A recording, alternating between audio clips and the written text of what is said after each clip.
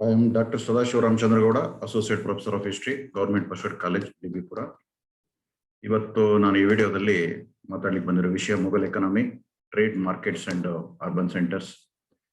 So ಮೊಘಲರ ಆರ್ಥಿಕತೆ, ವ್ಯಾಪಾರ, ಮಾರುಕಟ್ಟೆ ಮತ್ತು ನಗರ ಕೇಂದ್ರಗಳ ಬೆಳವಣಿಗೆ ಯಾವ ರೀತಿಯಲ್ಲಿ ಆಯಿತು ಅನ್ನೋ ವಿಷಯದ ಬಗ್ಗೆ ಮಾತಾಡ್ತಾ ಇದ್ದೀನಿ. ಸೊ ಈ ವಿಷಯದ ಸಂಬಂಧಪಟ್ಟಂತೆ ನಮಗಿರೋ ಆಕರ ಮುಖ್ಯವಾಗಿ ಬಾಬರ್ ಬರೆದಿರುವ ಬಾಬರ್ನಾಮ. ಆದರೆ ಇದು ಅಷ್ಟು ಅಕ್ಯುರೇಸಿ ಇಲ್ಲ, ಆದರೂ ಮಾಹಿತಿಗಳು ನಮಗೆ ಇದರಲ್ಲಿ ಲಭ್ಯ ಇದೆ. ಎರಡನೇದು ಗುಲ್ಬದನ್ ಬೇಗಂ ಬರೆದಿರುವಂತಹ ಹುಮಾಯೂನ್ ನಾಮ, ಅಬುಲ್ ಫಜಲ್ ಬರೆದಿರುವ ಐನೆ ಐ ಅಕ್ಬರಿ ಹಾಗೂ ಸಮಕಾಲೀನ ಮುಸ್ಲಿಂ ಬರಹಗಾರರ ಬರವಣಿಗೆಗಳು.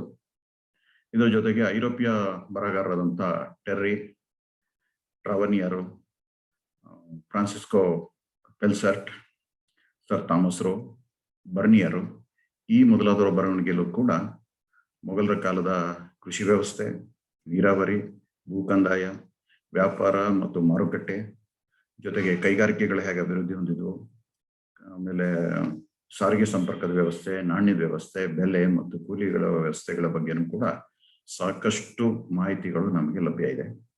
ಸೊ ಈ ಎಲ್ಲ ಮಾಹಿತಿಗಳನ್ನ ಪರಾಮರ್ಶಿಸಿದಾಗ ಮೊಘಲರ ಕಾಲದ ಆರ್ಥಿಕ ಸ್ಥಿತಿ ಸಂಪದ್ಭರಿತವಾಗಿತ್ತು ಮತ್ತು ಸುಸ್ಥಿತಿಯಲ್ಲಿತ್ತು ಅನ್ನೋದ್ರ ಬಗ್ಗೆ ಕೂಡ ನಮಗೆ ಅರಿವಿಗೆ ಬರ್ಲಿಕ್ಕೆ ಸಾಧ್ಯ ಇದೆ.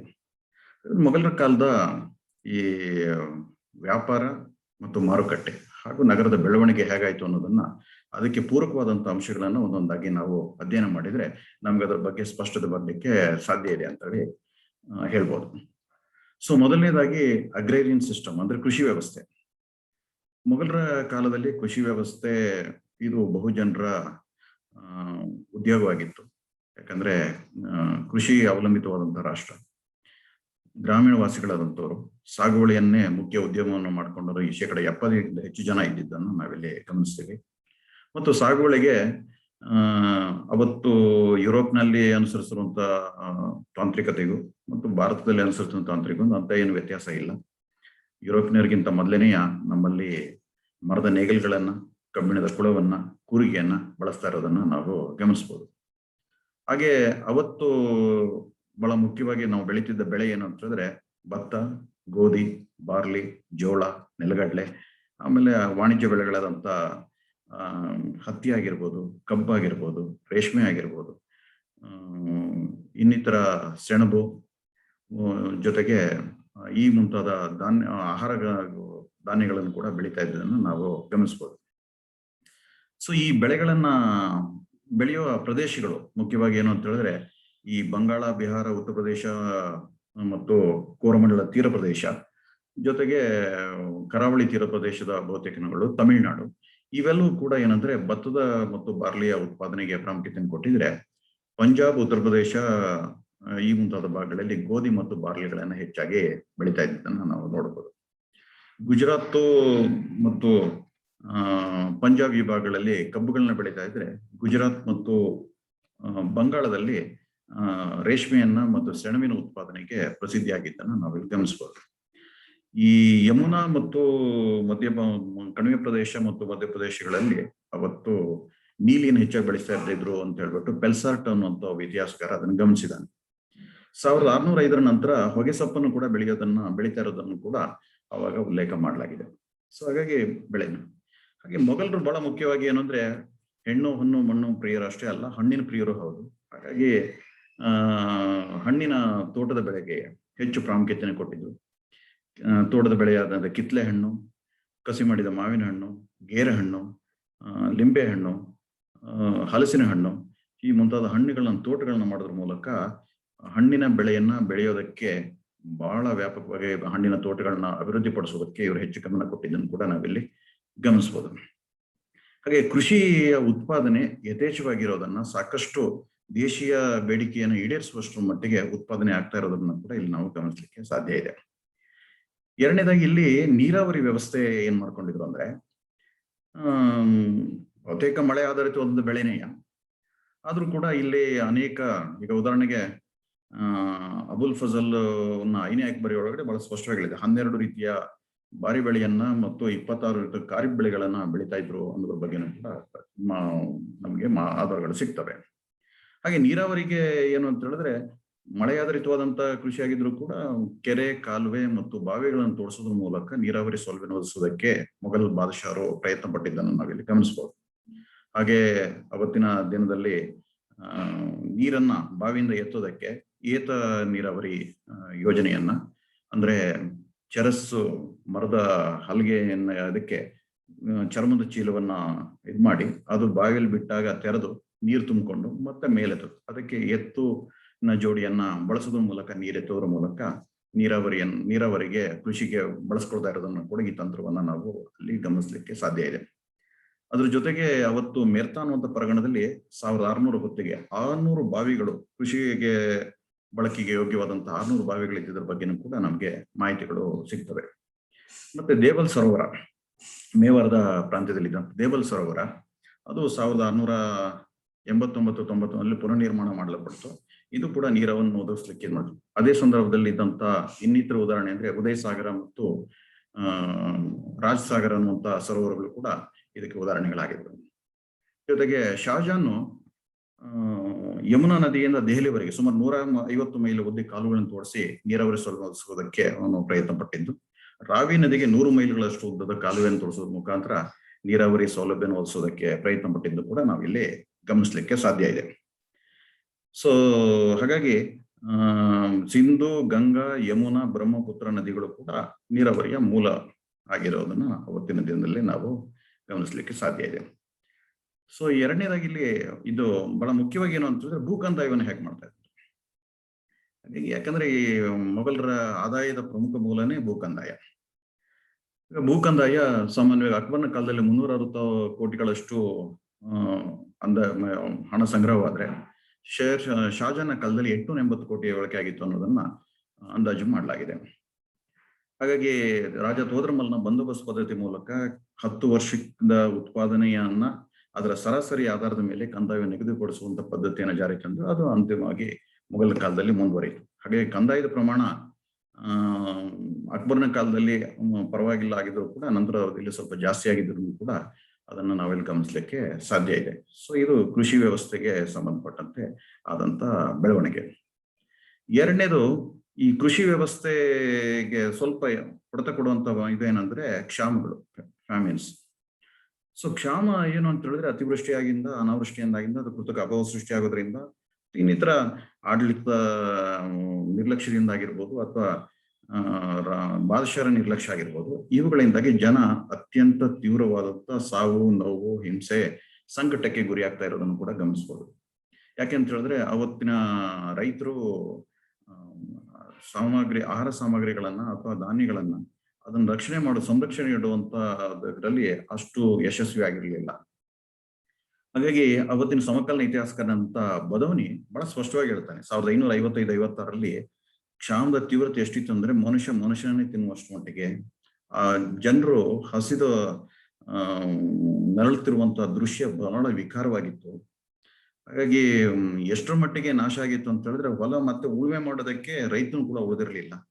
ಹಾಗಾಗಿ ತೀವ್ರವಾದಂತಹ ಸಾವು ನೋವುಗಳಾಗ್ತಾ ಇದ್ರ ಬಗ್ಗೆ ಹೇಳ್ತೀನಿ. 1570-72ರಲ್ಲಿ ಗುಜರಾತ್ ಅಲ್ಲಿ ಆದಂತ ಬರಗಾಲ, 1594-98ರಲ್ಲಿ ಆದಂತ ಭೀಕರ ಕ್ಷಾಮ, ಅದರಿಂದ ಆದಂತ ಅಪಾರ ಸಾವು ನೋವು ಮತ್ತು ಜನರಿಗೆ ಆದಂತಹ ಸಂಕಟ, ಇದ್ರಗಳನ್ನ ಬದೌನಿ ಬಹಳ ಸ್ಪಷ್ಟವಾಗಿ ಉಲ್ಲೇಖ ಮಾಡಿದ್ದಾನೆ. ಆದ್ರೆ ನಂತರ ಶಹಜಾನ್ ಕಾಲಕ್ಕೆ ಬಂದ್ರೆ ನಾವು 1630-32ರಲ್ಲಿ ಗುಜರಾತ್ ಅಲ್ಲಿ, ಖಾಂದೇಶನಲ್ಲಿ, ದಕ್ಕನ್ನಲ್ಲಿ ತೀವ್ರ ಕ್ಷಾಮಕ್ಕೊಳಗಾಗಿ 30 ಲಕ್ಷಕ್ಕೆ ಜನ ಸತ್ತೋಗ್ತಾರೆ. ಇಲ್ಲೂ ಕೂಡ ಮನುಷ್ಯನೇ ತಿಂದ. ಹಾಗಾಗಿ ಇಲ್ಲಿ ಏನಂತ ಹೇಳಿದ್ರೆ ತಂದೆಗೆ ಮಗನ ಮೇಲೆ ಎಷ್ಟು ಪ್ರೀತಿನೋ ಅದಕ್ಕಿಂತ ಅವನ ಮಾಂಸದ ಮೇಲೆ ಹೆಚ್ಚು ಪ್ರೀತಿ ಆಗಿತ್ತು. ಅಂದ್ರೆ ಮನುಷ್ಯನನ್ನೇ ತಿನ್ನುತ್ತಾ ಇದ್ದ ಅನ್ನುವಂತ ಹೇಳಿಕೆಗಳು ಆ ಸಂದರ್ಭದಲ್ಲಿ ನೀಡ್ತಾರೆ. ಹಾಗಾಗಿ ಕೆಲವರು ನಾಯಿಯ ಮಾಂಸವನ್ನ ಮಿಕ್ಸ್ ಮಾಡಿ ಕೂಡ ಮಾರಾಟ ಮಾಡ್ತಾ ಇದ್ರು. ಅಂದ್ರೆ ಕಲಬೆರಕೆಗಳು ಜಾಸ್ತಿ ನಡೀತಾ ಇತ್ತು. ಸೊ ಯಾಕೆ ಅಂತ ಹೇಳಿದ್ರೆ ಸಮಸ್ಯೆ, ಸಂಕಟ ಬಂದಾಗ ಯಾವುದೇ ರೀತಿಯ ಮನುಷ್ಯ ವಿಕಾರಕ್ಕೆ ಹೋಗ್ತಾನೆ ಅನ್ನೋದಕ್ಕೆ ಅದು ಉದಾಹರಣೆ. ಹಾಗಾಗಿ ಆ ನಂತರ ಡೆಕ್ಕನ್ ಅಲ್ಲಿ ಮತ್ತು ಇನ್ನಿತರ ಭಾಗಗಳಲ್ಲಿ, ಕಾಶ್ಮೀರಗಳಲ್ಲಿ ಕೂಡ 40ರ ದಶಕದಲ್ಲಿ 1640ರ ದಶಕದಲ್ಲಿ ಬರಗಾಲ ಬಂದಿದ್ರ ಬಗ್ಗೆ ನಮ್ಗೆ ಪ್ರಸ್ತಾಪ ಸಿಗುತ್ತೆ. ಆನಂತರ ಔರಂಗಜೇಬನ ಕಾಲಕ್ಕೆ ಬಂದಾಗ ಇದನ್ನ ಪೀಟರ್ ಮುಂಡಿ ಬಹಳ ಸ್ಪಷ್ಟವಾಗಿ ಹೇಳಿದ್ದಾನೆ. ಸೊ ಪೀಟರ್ ಮುಂಡಿ ಇಲ್ಲಿಯ ಬರಗಾಲದ ಭೀಕರತೆಯನ್ನ ಹೇಳ್ತಾನೆ 1670-82ರ ಅವಧಿಯಲ್ಲಿ.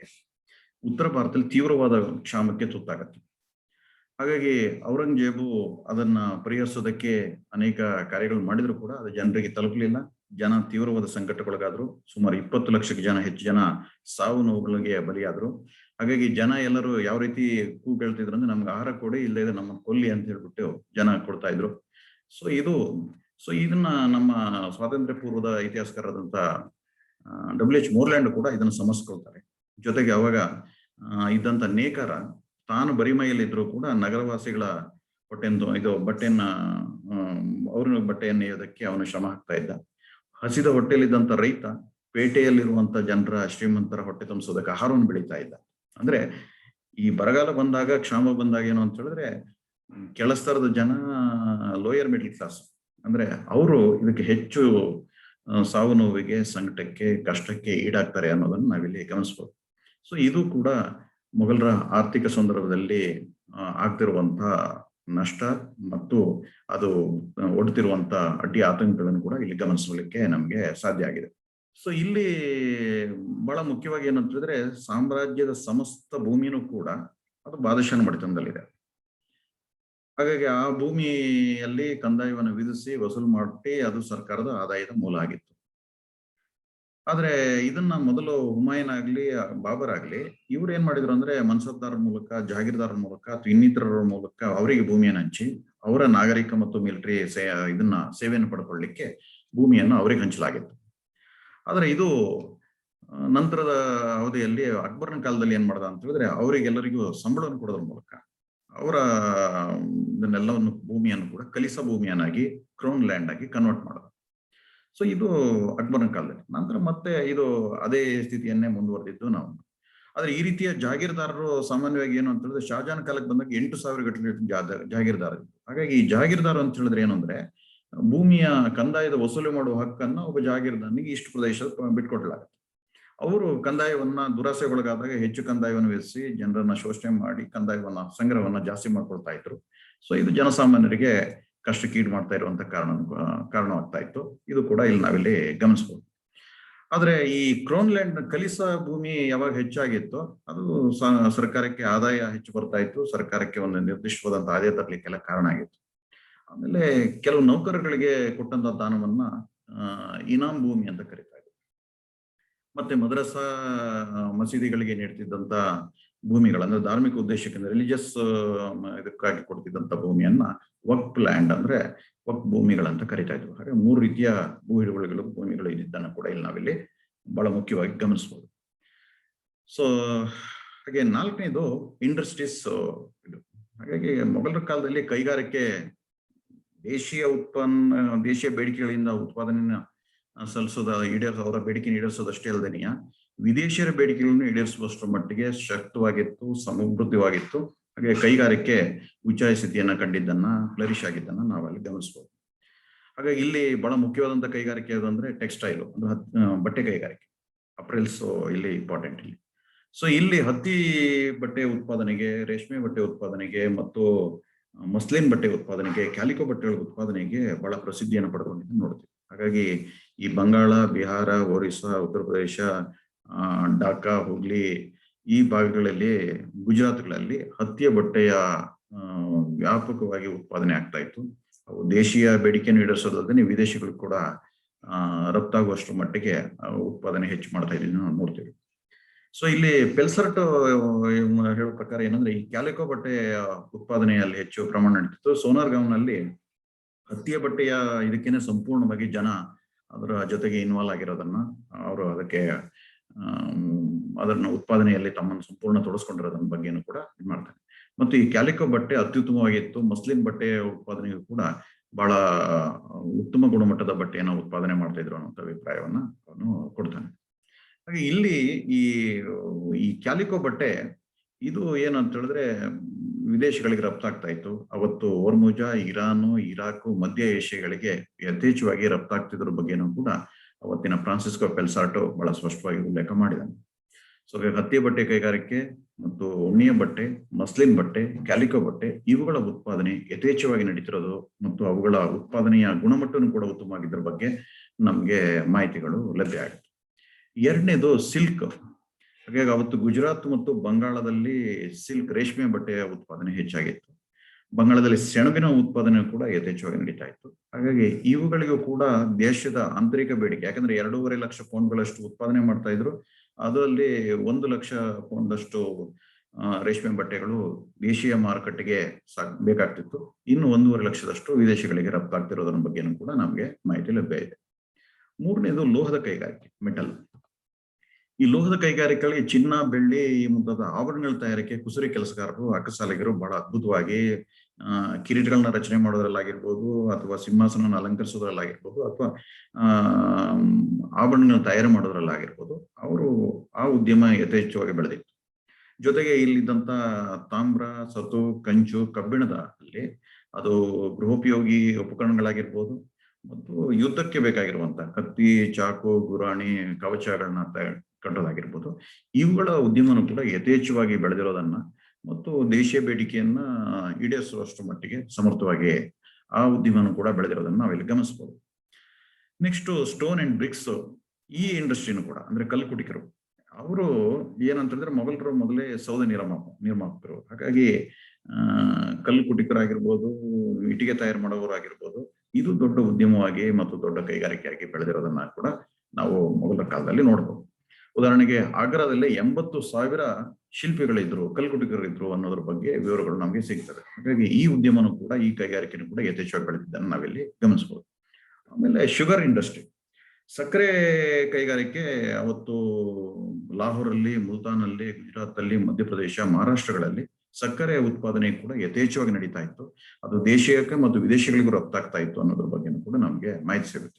ಮತ್ತೆ ಈ ಯಮುನಾ ನದಿ ಪ್ರದೇಶದಲ್ಲಿ ಇಂಡಿಗೋ, ಯಾಕಂದ್ರೆ ಬಟ್ಟೆಗೆ ಬಣ್ಣ ಹಾಕೋದಕ್ಕೂ ಕೂಡ ನೀಲಿ ಬೆಳೆಯನ್ನ ಬೆಳೀತಾ ಇದ್ರು.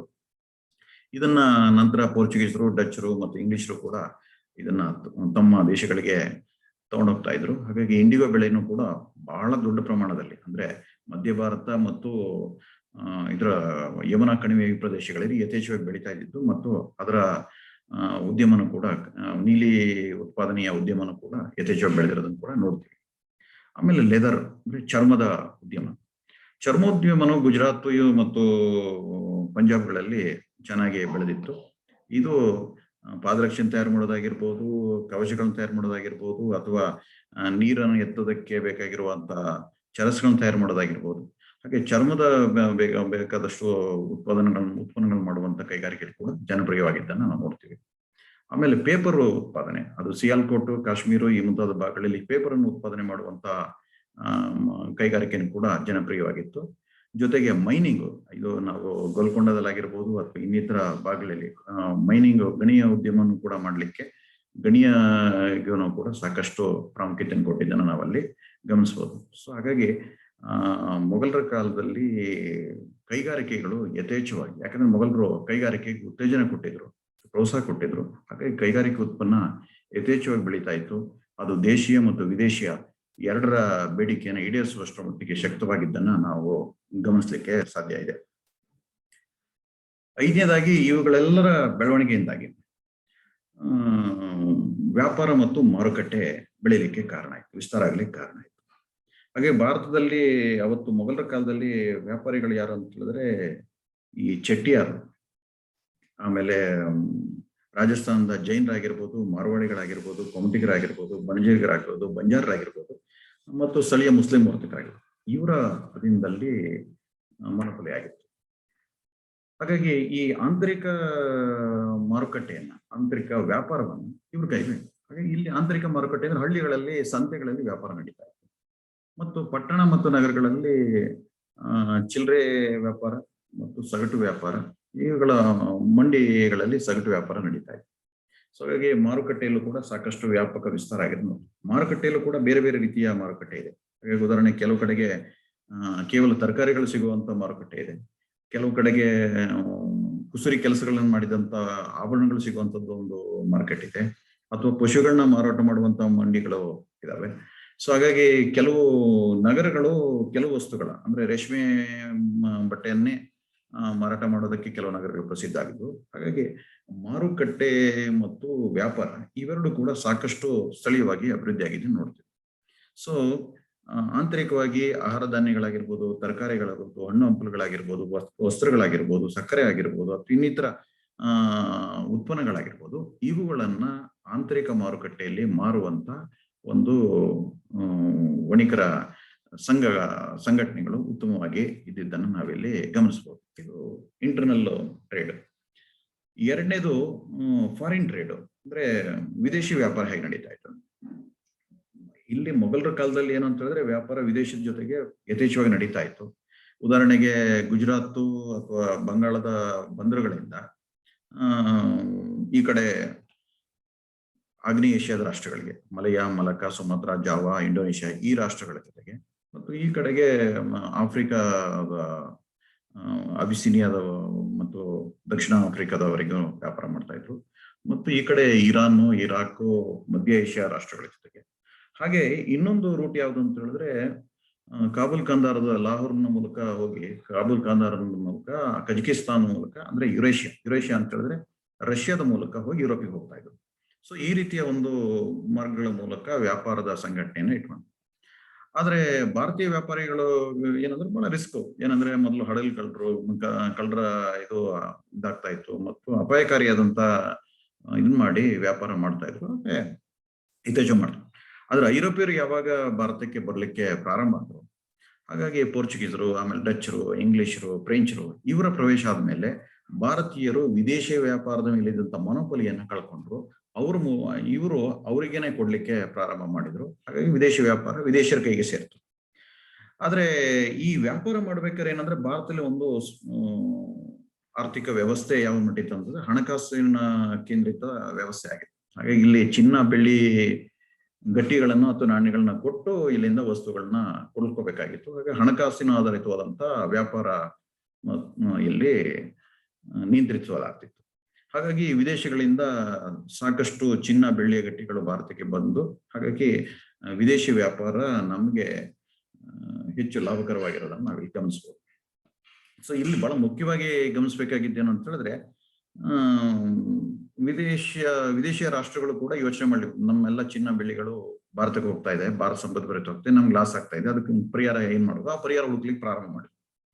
ಮೊದಲು ಪರಿಹಾರ ಹುಡ್ಕೊಂಡಿದ್ದು ಯಾವ ರಾಷ್ಟ್ರ ಅಂದ್ರೆ ಡಚ್ರು ಏನ್ ಮಾಡಿದ್ರು ಅಂತ ಹೇಳಿದ್ರೆ ಇಂಡೋನೇಷ್ಯಾದ ಕಡೆಗೆ ಗಮನ ಕೊಟ್ಟರು. ಹಾಗಾಗಿ ಇಲ್ಲಿ ಸಾಂಬಾರ್ ಪದಾರ್ಥಗಳನ್ನ ಮಾಡ್ತಾ ಇದ್ದವರು ಇಂಡೋನೇಷ್ಯಾದ ಕಡೆಗೆ ಹೋಗ್ಲಿಕ್ಕೆ ಬಹಳ ಮುಖ್ಯವಾದ ಕಾರಣ ಏನು ಅಂತ ಹೇಳಿದ್ರೆ ಅಲ್ಲಿ ಇನ್ನು ಬಾರ್ಡರ್ ಸಿಸ್ಟಮ್ ಇತ್ತು. ಅಂದ್ರೆ ಒಂದು ವಸ್ತುವನ್ನು ಕೊಟ್ಟು ಇನ್ನೊಂದು ಇವ್ರಿಗೆ ಬೇಕಾಗಿರೋ ವಸ್ತುವನ್ನು ಕೊಂಡ್ಕೊಬರೋದು, ಸಾಟಿ ಪದ್ಧತಿ ಅಲ್ಲಿತ್ತು. ಹಾಗಾಗಿ ಅವರು ತಮ್ಮ ಇಲ್ಲಿ ಸಿಗುವ ಉತ್ಕೃಷ್ಟವಾದ ಸಾಂಬಾರ್ ಪದಾರ್ಥಗಳಿಂದ ಇಂಡೋನೇಷ್ಯಾದಲ್ಲಿ ಸಿಗುವ ಸಾಂಬಾರ್ ಪದಾರ್ಥಗಳಿಗೆ ಹೆಚ್ಚು ಗಮನ ಕೊಡ್ಲಿಕ್ಕೆ ಪ್ರಾರಂಭ ಮಾಡಿದ್ರು. ಹಾಗಾಗಿ ಈಗ ಅವ್ರಿಗೆ ಸಾಟಿ ಮಾಡೋದಕ್ಕೆ ಯಾವ್ದಾದ್ರು ವಸ್ತು ಬೇಕಲ್ಲ. ಹಾಗಾಗಿ ಅವ್ರೇನ್ ಮಾಡಿದ್ರು, ಗುಜರಾತ್ ನಲ್ಲಿ ಬಂದು ಬಟ್ಟೆಯನ್ನು ಕೊಂಡ್ಕೊಳ್ತಾ ಇದ್ರು. ಅಲ್ಲಿಂದ ಸೀದಾ ತಗೊಂಡೋಗಿ ಆ ಬಟ್ಟೆಯನ್ನ ಅವರಿಗೆ ಕೊಟ್ಟು ಅಲ್ಲಿಂದ ಅವ್ರಿಗೆ ಬೇಕಾಗಿರೋ ಸಾಂಬಾರ್ ಪದಾರ್ಥಗಳು, ಇನ್ನಿತರ ವಸ್ತುಗಳನ್ನು ಅಲ್ಲಿಂದ ತಗೊಂಡು ಅವ್ರು ವ್ಯಾಪಾರ ಮಾಡಲಿಕ್ಕೆ. ಹಾಗಾಗಿ ಚಿನ್ನ ಮತ್ತು ಬೆಳ್ಳಿಯ ಬಳಕೆಯ ಕಡಿಮೆ ಮಾಡೋದ್ರ ಮೂಲಕ ಅಥವಾ ವಿನಿಮಯ ಮಾಧ್ಯಮವನ್ನ ಕಡಿಮೆ ಮಾಡೋದ್ರ ಮೂಲಕ ಅದು ಹೆಚ್ಚು ಲಾಭವನ್ನು ಪಡ್ಕೊಳ್ಳೋದ್ರಲ್ಲಿ ಡಚ್ರು. ಹಾಗೆ ಡಚ್ರು ಏನ್ ಮಾಡಿದ್ರು ಅಂದ್ರೆ ಭಾರತದ ವ್ಯಾಪಾರಕ್ಕಿಂತ ಹೆಚ್ಚಾಗಿ ಇಂಡೋನೇಷ್ಯಾದ ವ್ಯಾಪಾರಕ್ಕೆ ಹೆಚ್ಚು ಒತ್ತು ಕೊಟ್ಟರು. ಹಾಗಾಗಿ ಅಲ್ಲಿ ಇಂಗ್ಲಿಷರಿಗೆ ಪ್ರವೇಶ ಆಗದಾಗಿದ್ದ ನೋಡ್ಕೊಂಡ್ರು. ಇಂಗ್ಲಿಷರಿಗೆ ಯಾವಾಗ ಭಾರತದ ವ್ಯಾಪಾರದ ಮೇಲೆ ಹೆಚ್ಚು ಏಕಸ್ವಾಮ್ಯ ಸ್ಥಾಪಿಸೋದಕ್ಕೆ ಅವ್ರಿಗೆ ಸಿಕ್ತು, ಅವ್ರು ಇಂಡೋನೇಷ್ಯಾದ ಕಡೆ ಗಮನ ಕೊಡಲಿಲ್ಲ.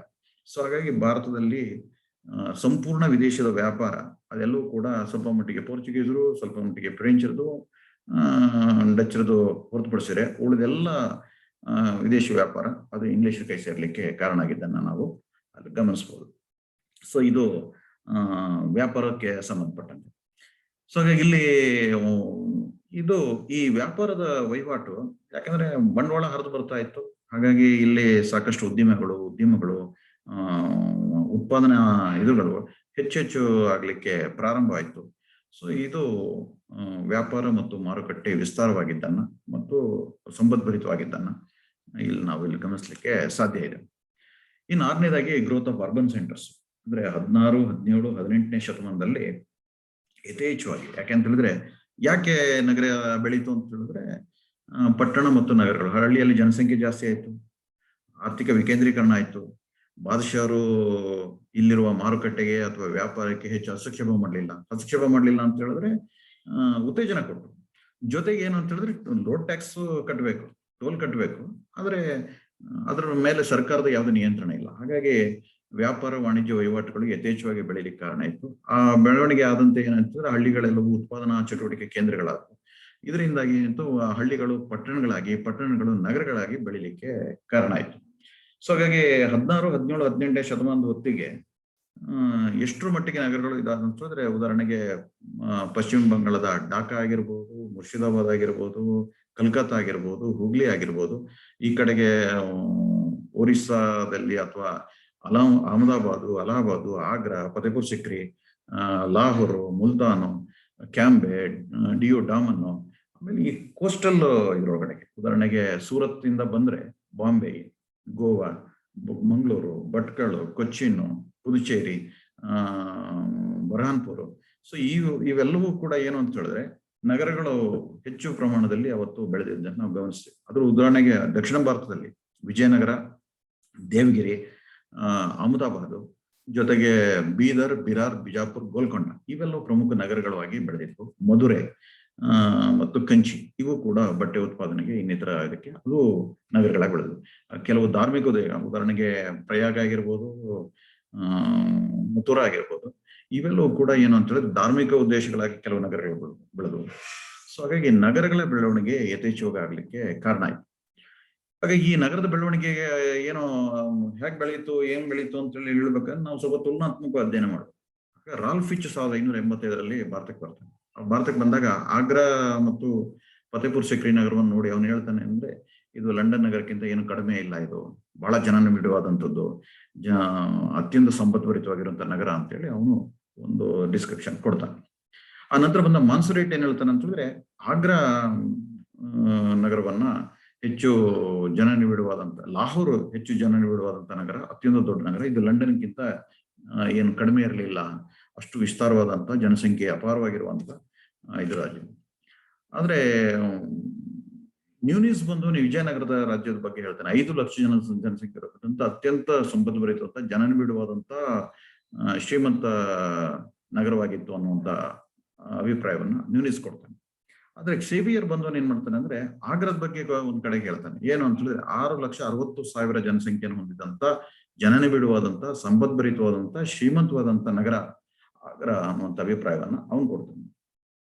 ಆದ್ರೆ ನಮ್ಮ ಸ್ಥಳೀಯ ಇತಿಹಾಸಕಾರರು, ಈಗ ಉದಾಹರಣೆಗೆ ನಿಜಾಮುದ್ದೀನ್ ಅಹಮದ್ ಅಕ್ಬರನ ಕಾಲದಲ್ಲಿ ಇದ್ದಂತ, ಅವನು ಏನ್ ಹೇಳ್ತಾನೆ ಅಂದ್ರೆ 20,000ಕ್ಕಿಂತ ಹೆಚ್ಚು ಜನಸಂಖ್ಯೆ ಇರುವಂತ 120 ನಗರಗಳು ಅವತ್ತು ಮೊಘಲರ ಕಾಲದಲ್ಲಿತ್ತು, 3,200 ಪಟ್ಟಣಗಳಿದ್ವು ಅನ್ನುವಂಥ ಅಭಿಪ್ರಾಯವನ್ನ ಅವನು ಕೊಡ್ತಾನೆ. ಈ ನಗರಗಳು ವ್ಯಾಪಕವಾಗಿ ವಿಸ್ತಾರವಾಗಿ ಬೆಳೆದಿರೋದನ್ನ ಕೂಡ ಇಲ್ಲಿ ನಾವು ಗಮನಿಸ್ಲಿಕ್ಕೆ ಸಾಧ್ಯ ಇದೆ. ಹಾಗಾಗಿ ಮೊಘಲರ ಕಾಲದ ಆರ್ಥಿಕ ಸ್ಥಿತಿ ಸುಸಂಬದ್ಧತೆಯಿಂದ ಕೂಡಿರೋದ್ರಿಂದ ಮತ್ತು ಉತ್ಪಾದನೆ ಸರ್ಪ್ಲಸ್, ಅದಕ್ಕೆ ಉತ್ಪಾದನೆ ಸಾಧ್ಯ ಆಗ್ತಿರೋದ್ರಿಂದಾಗಿ ಮತ್ತು ಜನಸಾಮಾನ್ಯ ಜೀವನ ಮಟ್ಟ ಉತ್ತಮವಾಗಿದ್ದರಿಂದಾಗಿ ನಗರಗಳ ಬೆಳವಣಿಗೆ ಮತ್ತು ನಗರಗಳನ್ನ ಅವಲಂಬನೆ ಹೆಚ್ಚಿನ ಪ್ರಮಾಣದಲ್ಲಿ ಆಗಿದ್ದನ್ನು ನಾವಿಲ್ಲಿ ಗಮನಿಸಬಹುದು. ಸೊ 7ನೇದಾಗಿ ಕಾಯಿನೇಜ್ ಸಿಸ್ಟಮ್. ಹಾಗಾಗಿ ನಾನು ಈ ಮೊದಲೇ ಹೇಳಿದಾಗ ಏನು ಅಂದ್ರೆ ನಾಣ್ಯಗಳು ಚಲಾವಣೆ ಯಥೇಚ್ಛವಾಗಿತ್ತು ಆರ್ಥಿಕತೆಯ ಚಟುವಟಿಕೆಯಲ್ಲಿ. ಹಾಗಾಗಿ ಯಾರು ಹುಮಾಯೂನ್ ಮತ್ತು ಬಾಬರ್ನ ಕಾಲದಲ್ಲಿ ಶಾರೂಕಿ ಅನ್ನುವಂತ ಒಂದು ನಾಣ್ಯವನ್ನ, ಬೆಳ್ಳಿ ನಾಣ್ಯವನ್ನು ಹೊಡಿಸಿ ಅದು ಲಾಹೋರು, ಮುಲ್ತಾನು ಈ ಭಾಗಗಳೆಲ್ಲ ಚಲಾವಣೆಯಲ್ಲಿತ್ತು. ಅಕ್ಬರ್ ಶೇರ್ ಶಾನ ಕಾಲದಲ್ಲಿ ಏನು ಅಂತ ಹೇಳಿದ್ರೆ ದಾಮು ಮತ್ತು ಬೆಳ್ಳಿಯ ರೂಪಾಯಿಗಳನ್ನ ಅವನು ಚಲಾವಣೆಗೆ ತಂದಿದ್ದ. ಆ ಕಾಯಿನೇಜ್ ಸಿಸ್ಟಮ್ ಅನ್ನು ಬಹಳ ಅಚ್ಚುಕಟ್ಟಾಗಿ ಮಾಡಿದಂತ, ರೂಪಾಯಿಗಳ ರಾಜ ಅಂತಾನೆ ಖ್ಯಾತಿಯನ್ನು ಹೊಂದಿರುವಂತ ಶೇರ್ ಶಾನ ಪಾತ್ರ ಬಹಳ ಮುಖ್ಯ. ಆ ನಂತರ ಬಂದಂತ ಅಕ್ಬರ್ ಕೂಡ ಚಿನ್ನ, ಬೆಳ್ಳಿ ಮತ್ತು ತಾಮ್ರದ ನಾಣ್ಯಗಳನ್ನು ಹೊಡಿಸ್ತಾರೆ. ಹಾಗಾಗಿ ಇದನ್ನ ಕ್ರಮವಾಗಿ ಇಲಾಹಿ, ಜಲಾಲಿ ಮತ್ತು ಜಿತಾಲ್ ಅಂತ ಕರೀತಾ ಇದ್ರು. ಅವನು 40 ದಾಮ್ ಹಾಕಿದ್ರೆ ಒಂದು ಬೆಳ್ಳಿ ರೂಪಾಯಿ, ಮತ್ತಿಷ್ಟು ಇದು ಹಾಕಿದ್ರೆ ಚಿನ್ನದ ಇದು ಅಂತ ಅದರ ಮಧ್ಯೆನೂ ಕೂಡ ಅದನ್ನ ಮಾಡ್ಲಾಗಿದೆ. ಹಾಗಾಗಿ ಅವತ್ತಿನ ಬಹುತೇಕ ಪ್ರಮುಖ ನಗರಗಳಲ್ಲಿ ಚಿನ್ನದ ನಾಣ್ಯಗಳನ್ನು ಟಂಕ ಮಾಡುವಂತ ಒಂದು ಟಂಕಶಾಲೆ, ಬೆಳ್ಳಿ ನಾಣ್ಯಗಳನ್ನು ಟಂಕಿಸುವ ಟಂಕಶಾಲೆಗಳು ಕೂಡ ವ್ಯಾಪಕವಾಗಿದ್ದನ್ನ ಸಿಯಾಲ್ಕೋಟೆ, ಬರಾನ್ಪುರ್, ಅಹಮದಾಬಾದು, ಅಲಹಾಬಾದು ಇವೆಲ್ಲ ನಗರಗಳನ್ನ, ಕಾಶ್ಮೀರ ಇವೆಲ್ಲ ನಗರಗಳಲ್ಲಿ ಏನಂದ್ರೆ ಟಂಕಶಾಲೆಗಳಿದ್ದ ಬಗ್ಗೆನೂ ಕೂಡ ನಮ್ಗೆ ಮಾಹಿತಿಗಳು ಸಿಗ್ತವೆ. ಹಾಗಾಗಿ ಅದರಲ್ಲಿ ನಾಣ್ಯಗಳ ಮೇಲೆ ಕಲಿಮಾಗಳನ್ನ ಬರೆಸಿರೋದು ಮತ್ತು ಭಾವಚಿತ್ರವನ್ನು ಹಾಕ್ತಾ ಇದ್ದಿದ್ದನ್ನ ಕೂಡ ಮಾಡ್ತಾ ಇದ್ರು. ಇವನ ಔರಂಗಜೇಬನ ಕಾಲದ ನಾಣ್ಯಗಳ ಮೇಲೆ ಕಲಿಮಾ ಹಾಕೋದನ್ನು ಬಿಡ್ತಾನೆ ಅವನು. ಸೊ ಹಾಗಾಗಿ ನಾಣ್ಯದ ಚಲಾವಣೆ ಮತ್ತು ನಾಣ್ಯ ಯಥೇಚ್ಛವಾಗಿ, ಯಾಕಂದ್ರೆ ಚಿನ್ನ ಮತ್ತು ಬೆಳ್ಳಿ ವಿದೇಶಗಳಿಂದ ಸಾಕಷ್ಟು ನಮ್ಗೆ ಬರ್ತಾ ಇರೋದ್ರಿಂದಾಗಿ ನಾಣ್ಯಗಳನ್ನ ಉತ್ಪಾದನೆ ಮಾಡೋದಕ್ಕೆ ಯಾವುದೇ ಸಮಸ್ಯೆ ಆಗಲಿಲ್ಲ. ಹಾಗಾಗಿ ಅದು ವ್ಯಾಪಕವಾಗಿ ನಮ್ಮಲ್ಲಿ ನಾಣ್ಯಗಳ ಚಲಾವಣೆ, ಹಣದ ಕೇಂದ್ರಿತವಾದಂತ ಆರ್ಥಿಕ ಚಟುವಟಿಕೆ ವ್ಯಾಪಕವಾಗಿ ನಡೆದಿರೋದನ್ನ ನಾವು ಇಲ್ಲಿ ನೋಡ್ಲಿಕ್ಕೆ ಸಾಧ್ಯ ಇದೆ. ಸೊ 8ನೇದಾಗಿ ಟ್ರಾನ್ಸ್ಪೋರ್ಟ್ ಅಂಡ್ ಕಮ್ಯುನಿಕೇಶನ್, ಸಾರಿಗೆ ಸಂಪರ್ಕ. ಅಂದ್ರೆ ನಗರ ಆಗಿದೆ, ಪಟ್ಟಣ ಆಗಿದೆ ಅಂದ್ಮೇಲೆ ಸಾರಿಗೆ ಸಂಪರ್ಕ, ಒಂದ್ ಕಡೆಗೆ ಇನ್ನೊಂದ್ ಕಡೆಗೆ ಜನ ವಲಸೆ ಹೋಗ್ಬೇಕಾದ್ರೆ ಏನ್ ಬೇಕು? ರಸ್ತೆಗಳು ಬೇಕು. ಹಾಗಾಗಿ ಮೊಘಲರ ಕಾಲದಲ್ಲಿ ರಸ್ತೆಗಳು, ನಾವು ಇವತ್ತು ನೋಡುವ ರಸ್ತೆಗಳು ಆಧುನಿಕ ರಸ್ತೆಗಳನ್ನ ಇರಲಿಲ್ಲ, ಆದ್ರೆ ಮಣ್ಣಿನ ರಸ್ತೆಗಳಿದ್ವು. ಹಾಗಾಗಿ ಹಳ್ಳಿಗಳನ್ನ ಸೇರಿಸೋದಕ್ಕೆ, ಹಳ್ಳಿಯಿಂದ ಪಟ್ಟಣಕ್ಕೆ ಹೋಗೋದಕ್ಕೆ, ಪಟ್ಟಣಗಳ ನಡುವೆ ಸಂಪರ್ಕ ಆಗಿರ್ಬೋದು, ಮತ್ತು ಪಟ್ಟಣದಿಂದ ನಗರಗಳಿಗೆ ಹೋಗೋದಕ್ಕಾಗಿರ್ಬೋದು, ಎಲ್ಲ ಮಣ್ಣಿನ ರಸ್ತೆಗಳೇ. ಹಾಗೆ ಎತ್ತಿನ ಗಾಡಿಯನ್ನ ಬಳಕೆ ಮಾಡ್ತಾ ಇದ್ರು. ಜೊತೆಗೆ ಹೆದ್ದಾರಿಗಳ ನಿರ್ಮಾಣ ಆಗಿರೋದು, ನಾವು ಸಾಮಾನ್ಯವಾಗಿ ಪ್ರಮುಖವಾಗಿ ಹೆದ್ದಾರಿಗಳ ನಿರ್ಮಾಣ ಆಗಿರೋದು ಶೇರ್ಷಾನ ಕಾಲ. ಹಾಗಾಗಿ ಶೇರ್ಷಾನ ಕಾಲದಲ್ಲಿ ಆದಂತ ಪ್ರಮುಖ ಹೆದ್ದಾರಿ ಅಂದ್ರೆ ದೆಹಲಿಯಿಂದ ಸೋನಾರ್ಗಾಂವ್, ಆಮೇಲೆ ಆಗ್ರಾದಿಂದ ಬರ್ಹಾನ್ಪುರ್, ಲಾಹೋರಿಂದ ಜೋಧ್ಪುರ್ ಚಿತ್ತೂರ ಮಾರ್ಗ ಒಂದು ರಸ್ತೆ, ಆಮೇಲೆ ಲಾಹೋರಿಂದ ಮುಲ್ತಾನ ಜೋಡಿಸುವಂತ ಹೆದ್ದಾರಿ. ಈ ಪ್ರಮುಖ 4 ಇದೆ. ಇದು ಅಜಮ್ ಈ ಸಡಕ್ ಅಂತಾನೆ ಕರೀತಾರೆ. ಈ ಹೆದ್ದಾರಿಗಳಿಗೆ ಆ ಪಕ್ಕದಲ್ಲಿ ಸರಾಯಿಗಳ ನೇಮಕ ಮಾಡಲಾಯಿತು. ಸರಾಯಿ ಅಂದ್ರೆ ಲಿಕ್ಕರ್ ಅಲ್ಲ, ಸರಾಯಿ ಅಂದ್ರೆ ತಂಗುದಾಣ ಅಂತ. ಈ ತಂಗುದಾಣದಲ್ಲಿ ಏನಂದ್ರೆ ಮಲ್ಟಿಪರ್ಪಸ್ ಯೂಸ್ ಆಗ್ತಿತ್ತು. ಅಂದ್ರೆ ಅಲ್ಲಿಗೆ ಕುಡಿಯೋ ನೀರಿನ ವ್ಯವಸ್ಥೆನೂ ಇರ್ತಿತ್ತು, ಚಿಕಿತ್ಸೆ ಕೊಡೋದಕ್ಕೆ ಇರ್ತಿತ್ತು, ಮತ್ತು ಅಂಚೆ ಮತ್ತು ತಂತಿ ವ್ಯವಸ್ಥೆನೂ ಇರ್ತಾ ಇತ್ತು, ಮತ್ತು ಅದನ್ನ ನೋಡ್ಕೊಳ್ಳಿಕ್ಕೆ ಸುರಕ್ಷತೆಗೆ ಗೂಢಚಾರರು ಇರ್ತಾ ಇದ್ರು, ಪೊಲೀಸ್ ದಳನೂ ಇರ್ತಾ ಇತ್ತು. ಹಾಗಾಗಿ ಹೆದ್ದಾರಿಗಳಲ್ಲಿ ಯಾವುದೇ ರೀತಿಯ ಕಳ್ಳತನ ಆಗಲಿ ಅಥವಾ ಇನ್ಯಾವುದೇ ಅನಾಹುತಗಳಾಗದಕ್ಕೆ ನೋಡ್ಕೊಳ್ಳುವ ವ್ಯವಸ್ಥೆನೂ ಕೂಡ ಅವತ್ತಿನ ಸಾಮ್ರಾಟರುಗಳು ಅದರ ಕಡೆಗೆ ಗಮನ ಕೊಟ್ಟಿದ್ರು. ಹಾಗಾಗಿ ಇದು ಒಂದು ರೀತಿಯ ರಕ್ತ ಪರಿಚಲನೆ ಮಾಡುವ ನಾಳಗಳ ತರ ಕೆಲಸ ಮಾಡ್ತಾ ಇರೋದನ್ನು ಕೂಡ ನಾವಲ್ಲಿ ಗಮನಿಸಬಹುದು. ಅದ ನಂತರ ದೆಹಲಿಯಿಂದ ಕ್ಯಾಂಬೆ ಅಥವಾ ಇದಕ್ಕೆ ಸೇರಿಸುವಂತ ರಸ್ತೆಗಳಾಗಿರ್ಬೋದು, ಆಮೇಲೆ ಮಧ್ಯ ಭಾರತಕ್ಕೆ ಇದು ಮಾಡೋದಾಗಿರ್ಬೋದು, ಅಥವಾ ಕೋಸ್ಟಲ್ ರೀಜನ್ಗೆ ನಗರಗಳಿಗೆ ಜೋಡಿಸುವಂತ ರಸ್ತೆಗಳಾಗಿರ್ಬೋದು, ಆ ರೀತಿಯ ಪ್ರಮುಖ ಹೆದ್ದಾರಿಗಳು ನಾವು ಇಲ್ಲಿ ಗಮನಿಸ್ಲಿಕ್ಕೆ ಸಾಧ್ಯ ಇದೆ. ಇದರ ಜೊತೆಗೆ ವಿದೇಶಿಗಳಿಗೆ ಇದು ಮಾಡುವ, ಯಾಕಂದ್ರೆ ನೀವು ಲಾಹೋರ್ ಮೂಲಕ ಕಾಬೂಲ್, ಕಾಂಧಾರದಿಂದ ನೀವು ಯುರೇಷಿಯಾಕ್ಕೆ ತಲುಪಿಸೋದಕ್ಕೆ, ಮತ್ತು ಆ ಮೂಲಕ ಇರಾನ್, ಇರಾಕ್ ಮೂಲಕ ಮಧ್ಯ ಏಷ್ಯಾಕ್ಕೆ ತಲುಪೋದಕ್ಕೆ ಕೂಡ ಹೆದ್ದಾರಿಗಳಿದ್ದನ್ನು ಕೂಡ ನಾವೆಲ್ಲ ಗಮನಿಸ್ತೀವಿ. ಅದೇ ರೀತಿ ಜಲಮಾರ್ಗಗಳು, ಯಾಕಂದ್ರೆ ಈ ಕೋಸ್ಟಲ್ ಇರುವಂತ ಇದರ ಮೂಲಕ ಏನಂದ್ರೆ ಮುಖ್ಯವಾಗಿ ಗುಜರಾತ್ ಬಂದರುಗಳಿಂದ ನಾವು ಇದು ಮಾಡ್ತೀವಿ. ಈ ಕಡೆ ಕಲ್ಕತ್ತಾ ಪೂರ್ವದಲ್ಲಿ, ಆಮೇಲೆ ಇನ್ನು ಎಲ್ಲ ಈ ಕೋಸ್ಟಲ್ ಇದರಿಂದಲೂ ಕೂಡ ಸರಕು ಸಾಮಗ್ರಿ ಇದರಲ್ಲೆಲ್ಲ ಹೋಗೋದಕ್ಕೆ ಮತ್ತು ಜನ ನಡೆಯೋದಕ್ಕೂ ಕೂಡ ಈ ಜಲಮಾರ್ಗವನ್ನು ಕೂಡ ಬಳಸ್ತಾ ಇದ್ರು. ಮತ್ತು ಆಂತರಿಕವಾಗಿ ಏನು ಅಂತ ಹೇಳಿದ್ರೆ, ಈ ಬಂಗಾಳ, ಹುಗ್ಲಿ ಮತ್ತು ಯಮುನಾ ನದಿಗಳು ಇವು ನೌಕಾ ಯಾನಕ್ಕೂ ಕೂಡ ಉಪಯೋಗ ಆಗ್ತಿತ್ತು. ಹಾಗಾಗಿ ನದಿಯ ಈ ಕಡೆ ದಡದಿಂದ ಆ ಕಡೆ ಕೂಡ ದೋಣಿಯನ್ನು ಬಳಸ್ತಾ ಇದ್ದದ್ದು ಕೂಡ ನಾವು ಮಾರ್ಗಕ್ಕೆ ದೋಣಿಯನ್ನ, ನೌಕೆಯನ್ನ, ಚಿಕ್ಕ ಪುಟ್ಟ ನೌಕೆಯನ್ನ, ಮತ್ತು ವಿದೇಶಗಳಿಗೆ ಹೋಗೋದಕ್ಕೆ ದೊಡ್ಡದಾದಂತ ನೌಕೆಗಳನ್ನ ಬಳಸ್ತಾ ಇರೋದನ್ನು ಕೂಡ ನಾವು ಗಮನಿಸ್ಲಿಕ್ಕೆ ಸಾಧ್ಯ ಇದೆ. ಇದು ರಸ್ತೆ ಮತ್ತು ಸಾರಿಗೆ ಸಂಪರ್ಕಗಳು ಕೂಡ ಸಾಕಷ್ಟು ಮಟ್ಟಿಗೆ ಅಭಿವೃದ್ಧಿ ಹೊಂದಿರೋದನ್ನ, ಮತ್ತು ಅವತ್ತಿನ ಬೇಡಿಕೆಯನ್ನ ಸಾಕಾಗುವಷ್ಟು ಮಟ್ಟಿಗೆ ಇದ್ದಿದ್ದನ್ನು ನಾವಲ್ಲಿ ಗಮನಿಸಬಹುದು. ಆಮೇಲೆ ಬ್ಯಾಂಕಿಂಗ್ ಸಿಸ್ಟಮ್ ಏನಂತಂದ್ರೆ, ಇವತ್ತು ನಾವು ನೋಡ್ಕೊಳ್ಳೋ ಹಾಗೆ ಬ್ಯಾಂಕಿಂಗ್ ಸಿಸ್ಟಮ್ ಏನೋ ಇರ್ಲಿಲ್ಲ. ಅವತ್ತು ಏನು ಅಂತ ಹೇಳಿದ್ರೆ, ಅವತ್ತಿದ್ದ ಸಾಹುಕಾರಗಳೇ ಅದ್ರ ಬಗ್ಗೆ ಎಚ್ಚರಿಕೆಯನ್ನ ವಹಿಸ್ತಾ ಇದ್ರು. ಹಾಗಾಗಿ ಅಲ್ಲಿದ್ದಂತ ಚೆಟ್ಟಿಯಾರಗಳಾಗಿರ್ಬೋದು, ಅಥವಾ ಮರವಾಡಿಗಳಾಗಿರ್ಬೋದು, ಬನಿಯಾಗಳಾಗಿರ್ಬೋದು, ಇವರು ಸಾಲವನ್ನು ಕೊಡ್ತಾ ಇದ್ರು. ಯಾವ್ದ್ರ ಆಧಾರದ ಮೇಲೆ ಅಂತ ಹೇಳಿದ್ರೆ, ಚಿನ್ನ, ಬೆಳ್ಳಿ, ಆಭರಣಗಳ ಅಡಮಾನ ಇಟ್ಕೊಂಡು, ಇಲ್ಲ ಜಮೀನುಗಳನ್ನ ಅಡಮಾನವಾಗಿ ಇಟ್ಕೊಂಡು ಅತಿ ಹೆಚ್ಚಿನ ಬಡ್ಡಿಗೆ ಸಾಲವನ್ನ ಕೊಡ್ತಾ ಇದ್ರು. ಹಾಗಾಗಿ ಬ್ಯಾಂಕಿಂಗ್ ಕಾರ್ಯವನ್ನ ಈ ಶ್ರೀಮಂತರುಗಳೇ ಮಾಡ್ತಾ ಇದ್ರು. ಹಾಗಾಗಿ ಅವತ್ತಿನ ಬ್ಯಾಂಕರ್ಗಳು ಎಷ್ಟು ಮಟ್ಟಿಗೆ ಇದ್ರು ಅಂದ್ರೆ, ಪಾಟ್ನಾದಲ್ಲಿ ಇಂಥ ಸುಮಾರು 600 ಬ್ಯಾಂಕರ್ಸ್ಗಳಿದ್ರು ಅನ್ನೋಂಥ ಇತಿಹಾಸಕಾರರು ಅಭಿಪ್ರಾಯ ಕೊಟ್ಟಿದ್ರು. ಸೊ ಇದು ವಿಮಾ ಸೌಲಭ್ಯವನ್ನ, ಹುಂಡಿ ಸೌಲಭ್ಯವನ್ನ ಒದಗಿಸುವಂತ ದೊಡ್ಡ ದೊಡ್ಡ ಬ್ಯಾಂಕರ್ಗಳು ಇದ್ದು ಕೂಡ ಇರೋದನ್ನು ಕೂಡ ನಾವಲ್ಲಿ ಗಮನಿಸಬಹುದು. ಸೊ ಹಾಗಾಗಿ ಬ್ಯಾಂಕರ್ಗಳಲ್ಲಿ ಕೋಟಿಗಳಂತನೂ ಕೂಡ ಅವ್ರನ್ನ ಬ್ಯಾಂಕ್ ಇದನ್ನ ಕರಿತಾ ಇದ್ರು. ಹಾಗೆ ಅಮಿತ್ ಚಂದ್ರು ಈ ಮುಂತಾದವರು, ಗಫೂರ್ ಅನ್ನುವಂತ ಇವರು, ಚೆಟ್ಟಿಯಾರ್ ಅಂತ ಇವರೆಲ್ಲರೂ ಕೂಡ ಅವತ್ತಿನ ಪ್ರಸಿದ್ಧ ಬ್ಯಾಂಕರ್ಸ್ಗಳಾಗಿ ಹೆಸರು ಮಾಡಿರುವಂತ ವ್ಯಕ್ತಿಗಳಿದ್ರು. ಹಾಗಾಗಿ 1718ರಲ್ಲಿ ಗಫೂರ್ ಅನ್ನೋನು ತೀರ್ಕೊಂಡಾಗ ಅವನ ಹತ್ರ 55 ಲಕ್ಷ ರೂಪಾಯಿ ಹಣ ಇತ್ತು, ಮತ್ತು 17 ಹಡಗುಗಳ ಮಾಲೀಕ ಆಗಿದ್ದವನು. ಸೊ ಹಾಗಾಗಿ ಅಂತ ದೊಡ್ಡ ದೊಡ್ಡ ಬ್ಯಾಂಕರ್ಗಳು ಕೂಡ ಅವತ್ತು ಇದ್ದಿದ್ದನ್ನ ನಾವು ಅಲ್ಲಿ ಗಮನಿಸ್ಲಿಕ್ಕೆ ಸಾಧ್ಯ ಇದೆ.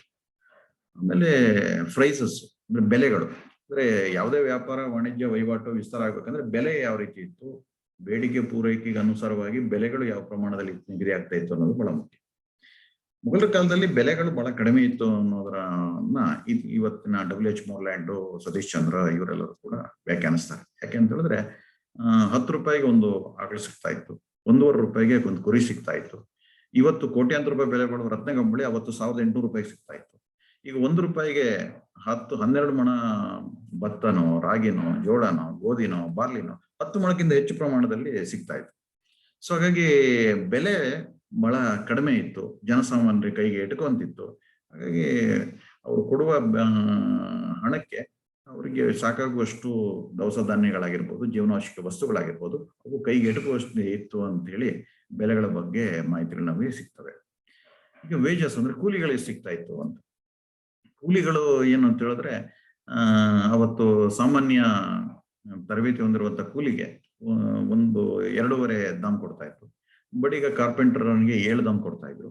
ಸೊ ಹಾಗಾಗಿ ವಿನ್ಸೆಂಟ್ ಸ್ಮಿತ್ ಇದನ್ನ ಅನಲೈಸ್ ಮಾಡಿ ಹೇಳೋದಾದ್ರೆ ಏನಂತಾನಂದ್ರೆ, ಇವತ್ತಿನ ಕೃಷಿ ಇಲ್ಲದೆ ಇರುವಂತಹ ಕಾರ್ಮಿಕರು, ಕೃಷಿಯೇತರ ಕಾರ್ಮಿಕರು, ಕೃಷಿಗೆ ಅವಲಂಬಿಯಾಗಿರೋದು, ಭೂಮಿ ಇಲ್ಲದೆ ಇರೋ ಕಾರ್ಮಿಕರು, ಅವರು ಇವತ್ತಿಗಿಂತ ಹೆಚ್ಚು ಚೆನ್ನಾಗಿ ತಿಂದುಕೊಂಡು ಸುಖವಾಗಿದ್ರು. ಅಂದ್ರೆ ಅವರಿಗೆ ಎಲ್ಲರಿಗೂ ಕೂಡ ತಿನ್ನೋದಕ್ಕೇನು ಕೊರತೆ ಇಲ್ಲದೆ ಇರುವಂತೆ ಅವರು ಸರಳವಾದ ಜೀವನ ಮಾಡ್ಲಿಕ್ಕೆ ಸಾಕಾಗುವಷ್ಟು ಆದಾಯ ಅವರಿಗಿತ್ತು ಅನ್ನೋಂಥ ಅಭಿಪ್ರಾಯವನ್ನು ಕೊಟ್ಟಿದ್ದಾರೆ. ಇದನ್ನು ಮೋರ್ಲ್ಯಾಂಡ್ ಕೂಡ ಸಮರ್ಥನೆಯನ್ನು ಕೊಡ್ತಾರೆ.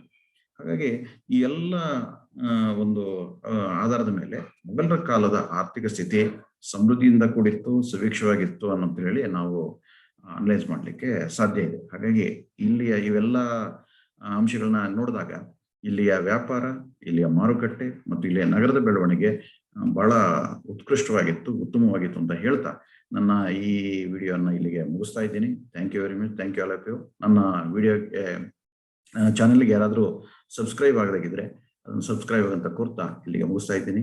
Thank you very much.